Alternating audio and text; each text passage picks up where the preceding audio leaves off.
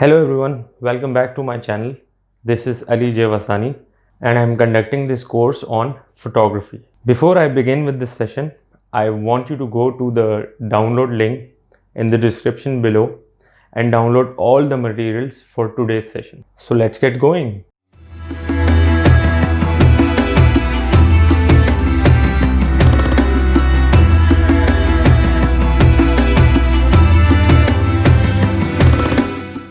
Okay, so this session is on principles of arts. उसका हम usage देखेंगे photography में कैसे है और I'll share my screen and I'll explain you. Okay. So the first principle is balance. Balance is basically three types of balances. Symmetric balance. Symmetric balance is basically जिसमें आप अपनी screen, अपनी composition जो भी आप picture ले रहे हो उसको you divide a vertical line through that composition. तो left और right के जो elements है वो equal या similar looking हो. So that kind of a balance is called symmetric balance. In this picture which you see Taj Mahal को जो बिल्कुल center में position किया photographer ने. This kind of picture is symmetric balance. Asymmetric balance is basically जब आप vertical line draw करते हो within your picture, within your composition, virtual vertical line, तो left और right के जो elements है वो unequal हो, तो that kind of balance is called asymmetric balance. अब ये asymmetric balance जो है किसी भी object के ऊपर आप ले सकते हो, whether nature, man-made, बट आपने थोड़ा ऑफ सेंटर करना होता है अपने फ्रेम को. ऑफ सेंटर जो फ्रेम थोड़ा सा है तो ये वही ताजमहल, बट फोटोग्राफर ने ऑफ सेंटर किया उससे वो थोड़ा सा एसिमेट्रिक बैलेंस हो गया. कॉम्पोजिशन को देख कॉम्पोजिशन के बैलेंस की बात होगी, ऑब्जेक्ट के बैलेंस की बात नहीं होगी. रेडियल बैलेंस में you take pictures of circular looking objects such as flower, fan on the roof, और इस तरह की जो सर्कुलर ऑब्जेक्ट्स होते हैं उनमें जो सर्कुलर ऑब्जेक्ट है उसका जो सेंटर है वो कॉम्पोजिशन के एग्जैक्ट सेंटर में आप रखते हो, तो जो आपकी कॉम्पोजिशन है वह चारों तरफ से मिरर हो जाती है. तो this kind of balance is called radial balance. So you have to take picture on each type of balance. Symmetric balance पे वन पिक्चर, एसिमेट्रिक बैलेंस पे one picture and radial balance one picture. ये clear हो गया? जी sir. अच्छा, proportion में देखते हैं हम. Proportion is basically relationship between two things. Proportion cannot be explained of किसी एक चीज को देख के proportion नहीं explain किया जा सकता. There has to be two things. So proportion is basically a relationship of size of those two things or the distance of those two things. So for example, दो चीजें हैं similar looking. For example, you have two water bottles at home and one is small and one is big. तो उनको आप एक ही जगह पे रखते हो and you click a picture of it, तो वो या such as you have a big apple and small apple. ठीक है, तो स्मॉल एप्पल और बिग एप्पल दोनों को एक ही जगह पे आप रख के आप पिक्चर लेते हो, तो जो है प्रोपोर्शन ऑफ साइज उस पिक्चर में एक्सप्लेन होगा.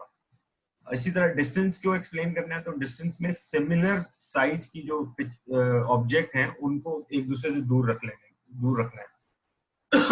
अज्यूम कर लेते हैं कि ये दोनों एक जैसी चीजें हैं सपोज, तो एक को मैंने फ्रेम के करीब किया, एक को दूर कर दिया. तो वैसे नॉर्मली इनका साइज सेम है, लेकिन ये दूर और करीब होने की वजह से बिकॉज ऑफ डिस्टेंस इनका प्रोपोर्शन एक्सप्लेन हो रहा है पिक्चर में. तो एक पिक्चर आपको डिस्टेंस पे लेनी है, एक पिक्चर साइज पे लेनी है. ये क्लियर है मुर्तजा? जी सर. ओके, आगे बढ़ते हैं. रेपुटेशन. तो reputation is basically reputation of same element multiple times.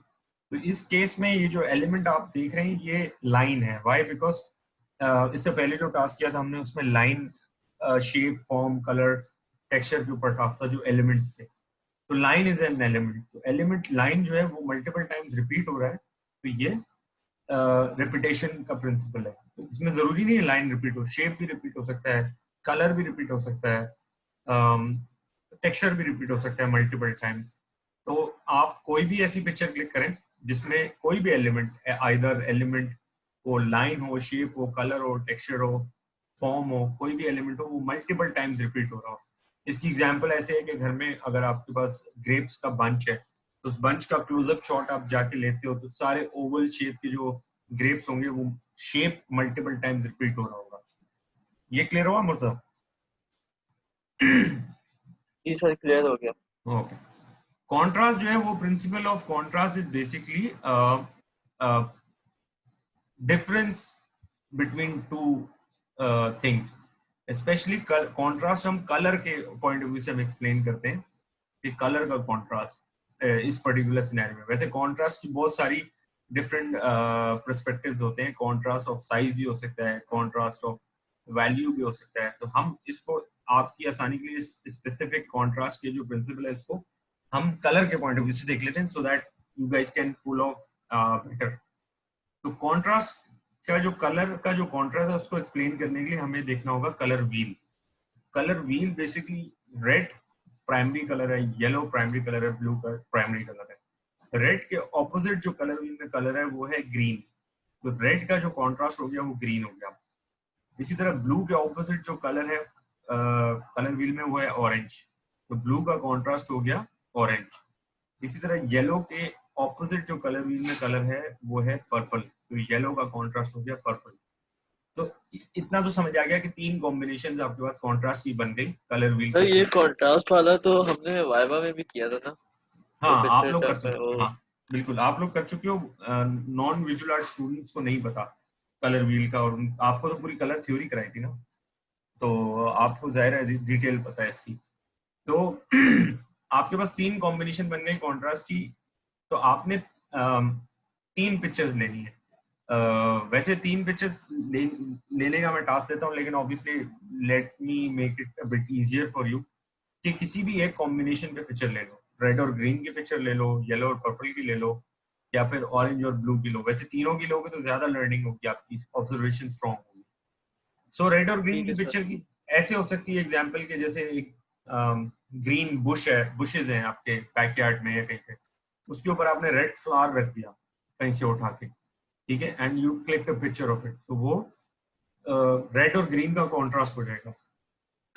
इसी तरह येलो और पर्पल का जो कॉन्ट्रास्ट है वो ऐसे हो सकता है कि आप बनानास ले लो मार्केट से और उसके आगे जो है ब्रिंजल रख लो, तो येलो और पर्पल का कॉन्ट्रास्ट हो जाएगा।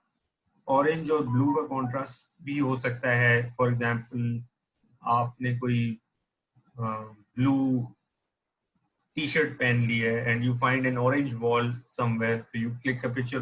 मतलब कोई भी सराउंडिंग में ऑब्जर्वेशन आपको ढूंढनी पड़ेगी, तो इसलिए मैं आपके लिए आसान कर रहा हूँ, किसी भी एक कॉम्बिनेशन पे लेना चाहो तो पिक्चर ले लो कलर के कॉन्ट्रास्ट की। ठीक है, ये प्रिंसिपल ऑफ कॉन्ट्रास्ट क्लियर हुआ मतलब?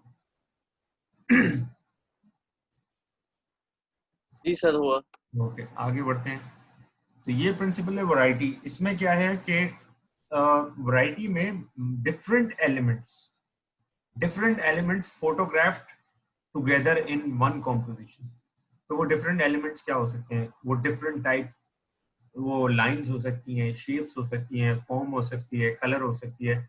ये सारे एक दूसरे से डिफरेंट एलिमेंट्स हैं, ये एक जैसे एलिमेंट तो नहीं है ना, लाइन अलग एलिमेंट है, शेप अलग एलिमेंट है, फॉर्म अलग है, कलर अलग है, वैल्यू अलग है, टेक्सचर अलग एलिमेंट है। तो ये सारे एलिमेंट एक ही कॉम्पोजिशन में यूज करना is called variety. For example आप ये कॉम्पोजिशन सामने देख रहे हो, उसके अंदर आपको लाइंस भी नजर आ रही हैं, शेप्स भी नजर आ रहे हैं, कलर्स भी नजर आ रहे हैं, और सारी चीजें एक दूसरे से बहुत डिफरेंट है।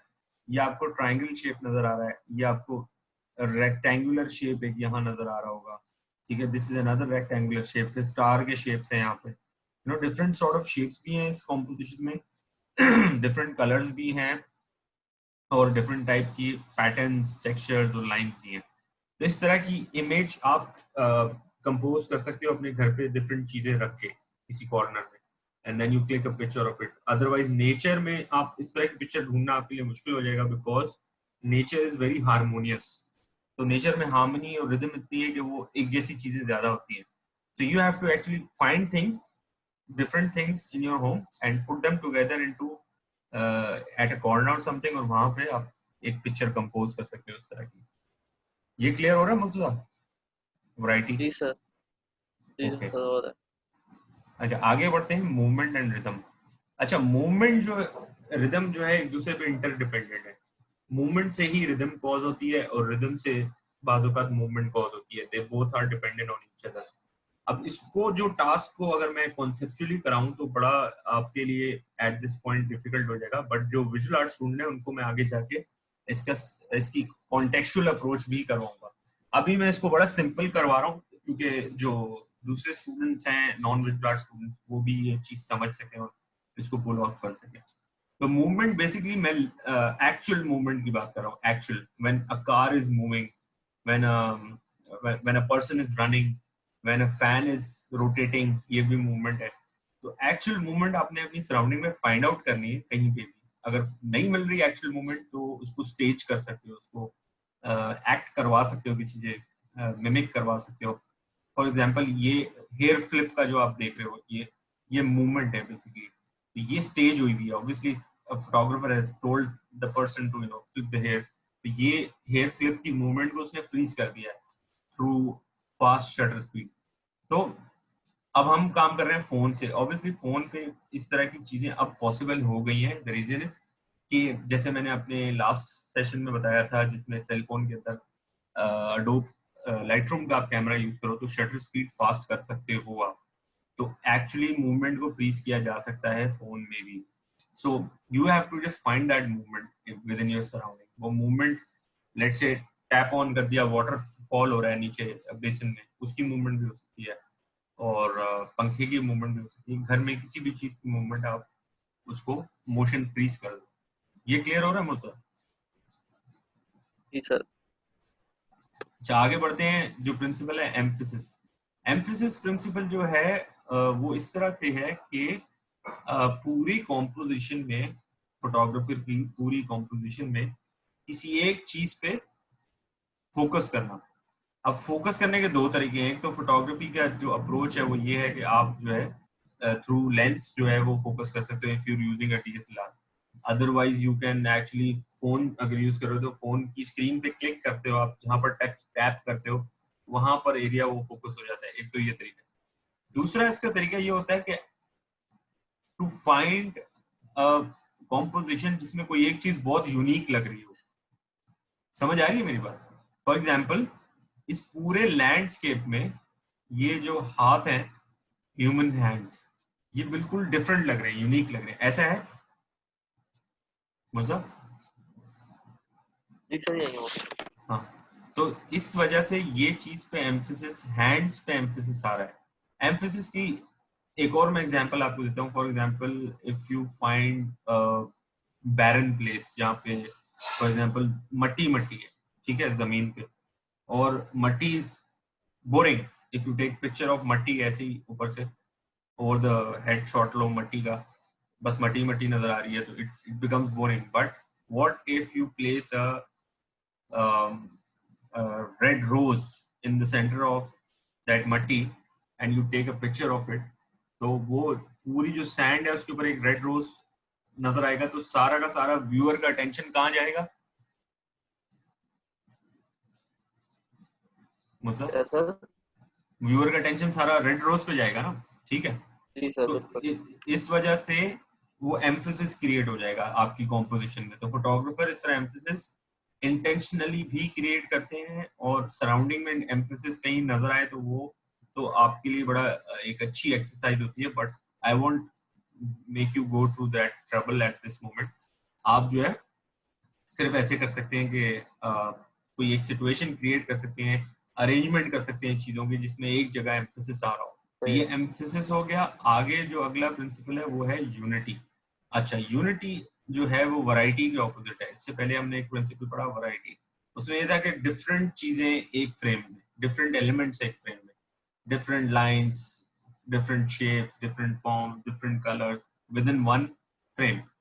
That was variety. But unity is basically similar looking elements that support each other within one frame. For example, आप एक पिक्चर लेते हो, एक बंच है, एक पार्क है, उसके अंदर बहुत सारे बुश के अंदर फ्लावर्स ही फ्लावर्स हैं, बहुत सारे फ्लावर्स हैं, ठीक है। अब वो सारे फ्लावर्स लेट्स से कोई रेड कलर के, कोई व्हाइट कलर के, but they all look similar, right? वो अलग बात है किसी फ्लावर का साइज छोटा है, किसी का बड़ा है थोड़ा बहुत, but when you take a picture of it तो वो बड़े सिमिलर लुकिंग लगेंगे। Why? Because नेचर में हार्मनी और यूनिटी आपको बहुत ज्यादा नजर आएगी। सो You have to find these kind of things in your surrounding कि आपको similar looking elements नजर आ जाएं एक ही composition में. That is called unity. ये clear हो रहा है मुझे? जी सर। Okay.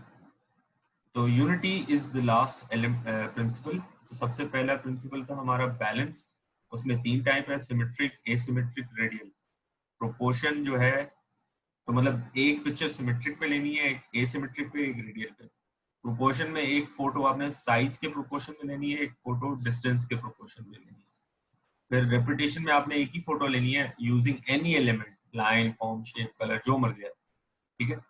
कॉन्ट्रास्ट पे आपने, मैं कहूंगा कोशिश करो कि कलर व्हील के तीनों कॉम्बिनेशन लो, ऑरेंज और blue, red and green, yellow and purple. लेकिन अगर टाइम नहीं है so you can take picture on any one combination of contrast colour wheel. फिर वैरायटी में जो है आपने एक ही पिक्चर लेनी है of different elements within one composition. Movement and rhythm में आपने सिर्फ एक्चुअल मूवमेंट को फोकस करना है. एक विजुअल मूवमेंट भी होती है, वो आपको, आप विजुअल आर्ट स्टूडेंट्स को डिटेल में उसके ऊपर सेशन दूंगा विजुअल मूवमेंट क्या होती है. अब फिलहाल मैं आसान कर रहा हूँ उसको क्योंकि बहुत सारे स्टूडेंट्स हैं जो नॉन विजुअल आर्ट के हैं. तो आप सिर्फ एक्चुअल मूवमेंट पे काम करो और उसकी एक पिक्चर लो. ठीक है. एम्फेसिस पे आपको स्टेज हो सकता है करना पड़े सिचुएशन को कि आपने प्लानिंग की है, चीजें खुद अरेंज की हैं और किसी एक एरिया में आपके फ्रेम के कॉम्पोजिशन में एम्फेसिस आ रहा है. That emphasis could be due to anything, due to colour, due to shape, due to anything unique in your composition. वहां पर एम्फेसिस आ जाएगा व्यूअर का.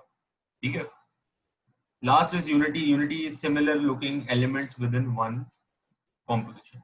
ये क्लियर हो गया मुझे? जी सर। चलो ठीक है, ये था आज का सेशन हमारा इसके ऊपर. Then next session would be on क्या कहते हैं बेसिक प्रिंसिपल्स ऑफ फोटोग्राफी. वो सिर्फ फोटोग्राफी के स्पेसिफिक प्रिंसिपल होंगे, तो वो होगा नेक्स्ट वीक. ठीक है जी. So guys, this is end of this session. I hope you liked this video. Do subscribe to my channel. See you next week. Till then, take care.